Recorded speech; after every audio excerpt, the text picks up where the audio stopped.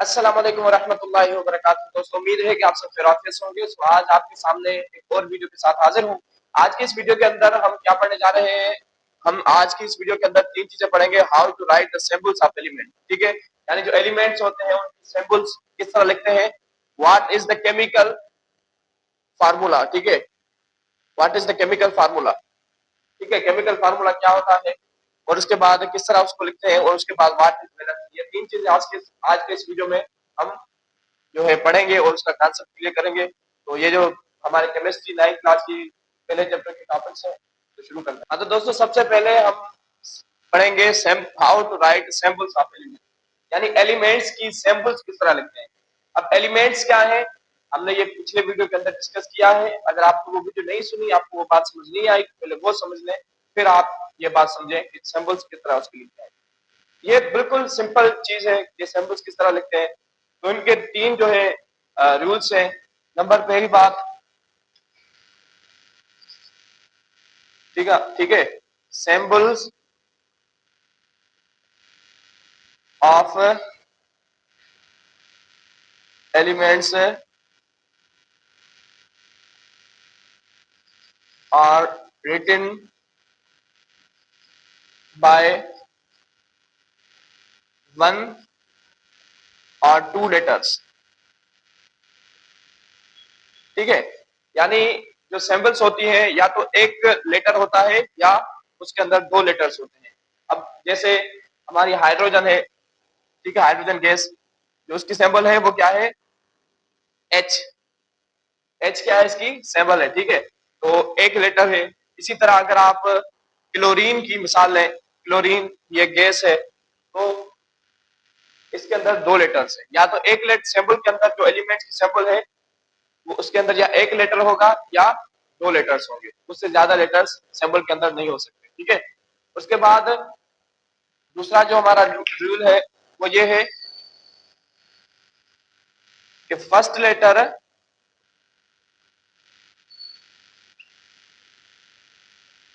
Must be capital, यानी पहला letter जो है ना वो कैपिटल होना जरूरी है।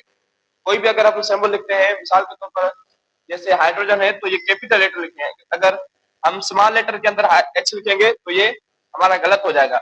इसी तरह अगर आप ऑक्सीजन ले लें तो ऑक्सीजन हम जो है कैपिटल लेटर के अंदर लिखेंगे, अगर स्मॉल लेटर के अंदर लिखेंगे तो ये गलत हो जाएगा। इसी तरह जो हमारा सोडियम है तो पहला जो लेटर होगा वो क्या होगा, कैपिटल होगा। अगर हम ऐसे लिखे सोडियम तो ये क्या होगा, गलत हो जाएगा, ठीक है ना। तो पहला लेटर कौन सा होना चाहिए, कैपिटल होना चाहिए। और उसके बाद second letter of symbol must be small, यानी जो दूसरा लेटर है ना, पहला लेटर, अगर किसी किसी निशानी के अंदर दो लेटर्स होते हैं और कुछ के अंदर एक लेटर होता है, तो अगर एक लेटर है तो वो तो होगा कैपिटल। अगर दो लेटर है तो पहला कैपिटल होगा और दूसरा स्मॉल। जिस तरह सोडियम के अंदर आपने देखा Na, ठीक है ना,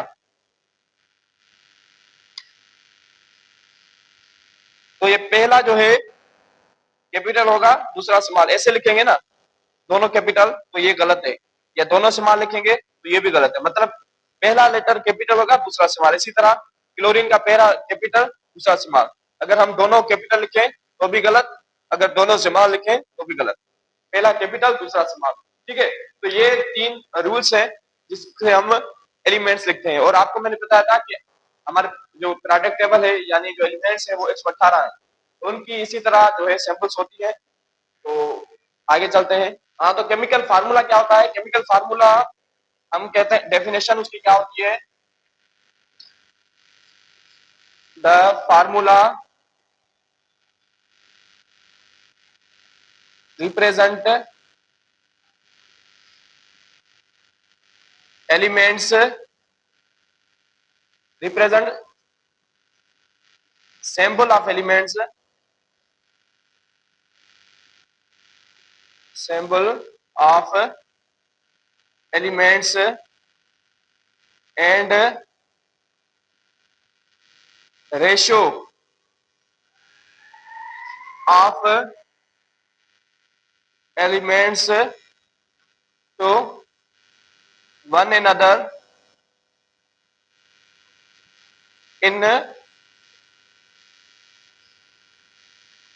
any compound। ठीक है, तो अब ये फार्मूला, केमिकल फार्मूला क्या होता है? The formula represent samples of elements, यानी वो फार्मूला जो हमें एलिमेंट की सैंपल्स शो करता है, जो एलिमेंट की सैंपल हमने पीछे पढ़ी थी वो शो करता है। एंड रेशियो ऑफ एलिमेंट, यानी उनका किस रेशियो के अंदर वो एलिमेंट है टू वन अनदर, यानी एक दूसरे के साथ किस रेशियो में है। इन एनी कंपाउंड, यानी किसी भी कंपाउंड के अंदर, किसी भी कंपाउंड के अंदर जो एलिमेंट्स होते हैं वो कितने रेशियो में है और उनकी सैंपल, इसको हम कहते हैं केमिकल फार्मूला। सैंपल्स यानी निशानियां जो हमने पीछे पढ़ी थी, अभी पढ़ी है, ठीक है ना, वो सैंपल्स ऑफ एलिमेंट और उनका रेशियो, यानी वो कितने रेशियो के साथ एक दूसरे के साथ जुड़ी हुई है। मिसाल के तौर पर आप सिंपल जो हमारा एग्जांपल है पानी, वाटर, ठीक है, H2O। अब ये क्या है? केमिकल फार्मूला है। क्या है? Chemical formula. अब देखो इससे हमें क्या मालूम होता है, इस फार्मूले को देखकर हमें दो चीजें मालूम हो रही है। एक तो ये मालूम हो रही है कि भाई इसके अंदर हाइड्रोजन भी है और ऑक्सीजन भी है, यानी सैंपल्स ऑफ एलिमेंट, जो हमने बात लिखी है यहाँ पर ऊपर, क्या? सैंपल्स ऑफ एलिमेंट, यानी एलिमेंट्स की सैंपल्स, ठीक है। और उसके बाद हमें यह बताया जा रहा है कि 2 हाइड्रोजन का रेशियो है और 1 ऑक्सीजन के साथ 2:1 है, ठीक है ना, यानी पानी के अंदर जो हाइड्रोजन और ऑक्सीजन का रेशियो है वो 2:1 है। अब हमने यहाँ लिखा है ना रेशियो ऑफ एलिमेंट्स, यानी हमें कोई भी फार्मूला क्या बताता है? दो चीजें। केमिकल फार्मूला क्या बताता है? दो चीजें। एक तो उनका रेशियो जो एक दूसरे के साथ है, और दूसरा बताता है सैंपल्स बताता है। इसी तरह कोई भी एलिमेंट ले लें, आप सोडियम क्लोराइड ले लें, ठीक है, तो इसके अंदर क्या है? सोडियम का 1:1, ठीक है। इसी तरह C6H12O6, जिसे हम क्या कहते हैं? शुगर कहते हैं, ठीक है, तो इसका रेशियो क्या होगा? 6:12:6, यानी ये रेशियो है। और ये इसके अंदर हमें क्या शो हो रहा है कि यहाँ इस मॉलिक्यूल के अंदर, एक कंपाउंड के अंदर कार्बन भी है, हाइड्रोजन भी है, ऑक्सीजन भी है, और रेशियो क्या है उनका? 6:12:6, ठीक है ना। तो यानी फार्मूला हमें दो चीजें बताता है, एक तो सैंपल्स बताता है एलिमेंट्स की कि इस कंपाउंड के अंदर कौन कौन से एलिमेंट है, और दूसरी बात ये बताता है हमें कि किस रेशियो के साथ है। इसी तरह अगर आप HCl लें, हाइड्रोक्लोरिक एसिड लें, तो इसका रेशियो क्या है? 1:1। तो इसी तरह इसे हम क्या कहते हैं? केमिकल सैंपल, तो केमिकल फार्मूला, सॉरी। अब ये केमिकल फार्मूला है, इसके दो टाइप्स होते हैं। एक होता है एम्पिरिकल फार्मूला और दूसरा होता है सॉरी एक होता है एम्पिरिकल फार्मूला और एक होता है मॉलिक्यूलर फार्मूला, ठीक है। मॉलिक्यूलर फार्मूला और एक एम्पिरिकल फार्मूला होता है। ये दो इनके जो है केमिकल फार्मूला के टाइप होते हैं। ये आगे अगले वीडियो के अंदर हम इसको डिस्कस करेंगे। अभी हम पढ़ेंगे वैलेंसी क्या है, ठीक है। तीसरी चीज जो हमने कहा था आपको कि पढ़ेंगे। अब देखिए हमारे जो दुनिया के अंदर जो चीजें होती हैं वो, अब जैसे ये पेन है, तो हमने केमिस्ट्री के अंदर पढ़ा कि दुनिया की हर चीज किस चीज की बनी हुई है? एटम्स की, ठीक है ना, यानी छोटे छोटे पार्टिकल्स की बनी हुई है। अब वो पार्टिकल्स किस तरह जुड़ते हैं? क्या वो चीज है जो उनको जोड़े रखती है? ठीक है, तो इस चीज को हम कहते हैं बॉन्ड, ठीक है। जो एटम्स होते हैं ना, एक दूसरे को किस तरह अटैच होते हैं? बॉन्ड के जरिए वो बॉन्ड बनते हैं, यानी एक एटम दूसरे एटम को क्या करता है? अट्रैक्ट करता है, और वो साथ जुड़ जाते हैं, एटम के साथ एटम, एटम के साथ एटम, और इस तरह ये हमारी जो दुनिया है कंस्ट्रक्टेड है, बनी हुई है। दुनिया सारी किस एटम से बनी हुई है, पर किस तरह वो एटम एक दूसरे से जुड़े हुए हैं, यानी हर चीज एटम से बनी हुई है, मगर वो एटम्स एक साथ दूसरे साथ जुड़े हुए हैं, इसीलिए वो चीजें बड़ी हो जाती है, ठीक है ना। तो अब वो जो एटम्स एक दूसरे के साथ मिलते हैं, वो किस तरह मिलते हैं और वो क्या चीज होती है जो उनको एक दूसरे के साथ अट्रैक्ट करती है? वो कहलाती है वैलेंसी, ठीक है। वैलेंसी क्या है?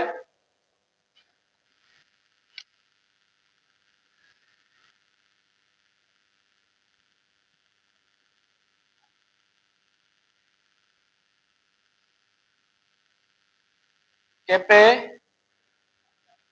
ability of any atom or element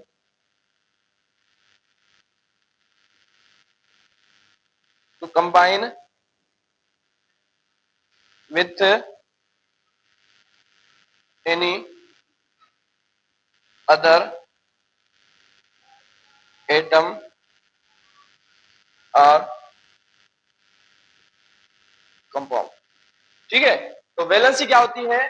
it is capability या ability of any atom or element, किसी भी एटम एलिमेंट या मॉलिक्यूल की capability to combine with any other atom or compound, यानी एटम की सलाहियत, उसकी ताकत दूसरे एटम के साथ मिलने की ताकत जो है उसे क्या कहते हैं? हम वैलेंसी कहते हैं। किसी भी एटम की उसके दूसरे एटम के साथ कनेक्ट होने की जो सलाहियत है उसको हम क्या कहते हैं? उसको हम कहते हैं वैलेंसी। ठीक है, अब इसके जब जो चीजें यानी बांड जो बनता है वो किस तरह बनता है? वो असल में सारा जो बांड बनने का, चीजें को मिलने का, एटम्स का मिलने का जो होता है ना, बेस होता है, वो होता है इलेक्ट्रॉन पर। क्या होता है? ये बात समझ लें कि इलेक्ट्रॉन जो है वो ही एटम्स को मिलाते हैं, ठीक है ना। और एटम्स की तकरीबन जो प्रॉपर्टीज होती हैं वो इलेक्ट्रॉन पर ही डिपेंड करती हैं। बहुत सारी प्रॉपर्टीज जो है इलेक्ट्रॉन ही पर डिपेंड करती है। तकरीबन जो केमिकल प्रॉपर्टी होती है वो किसी पर इलेक्ट्रॉन पर डिपेंड करती है। ठीक है, क्योंकि क्योंकि इलेक्ट्रॉन की वजह से ही एटम जो है एक दूसरे के साथ मिलते हैं, जुड़ते हैं और बॉन्ड बनाते हैं। तो ये हाँ, तो या दूसरी जुबान में हम ऐसे भी कह सकते हैं, ये जो वैलेंसी होती है ये किसी भी एलिमेंट की जो है इलेक्ट्रॉन लॉस करने की या गेन करने की या शेयरिंग करने की सलाहियत होती है। ठीक है ना, उसको और क्या कह सकते हैं? या उसकी एक और डेफिनेशन ये हो सकती है, एबिलिटी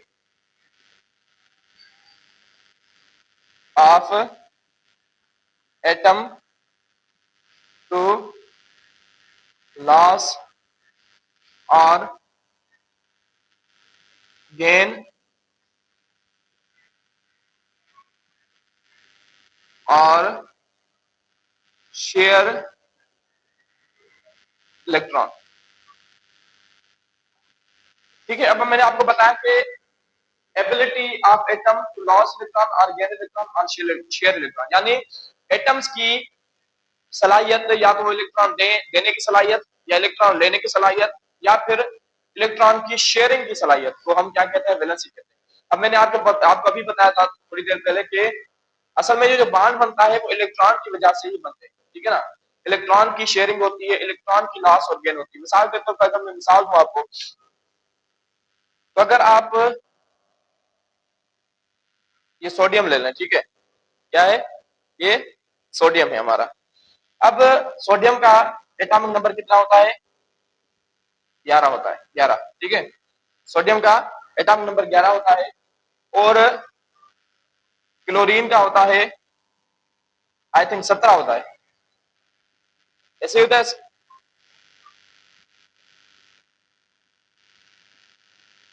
ठीक है, तो क्लोरीन का कितना एटॉमिक नंबर है? 17। ठीक है, अब अगर आप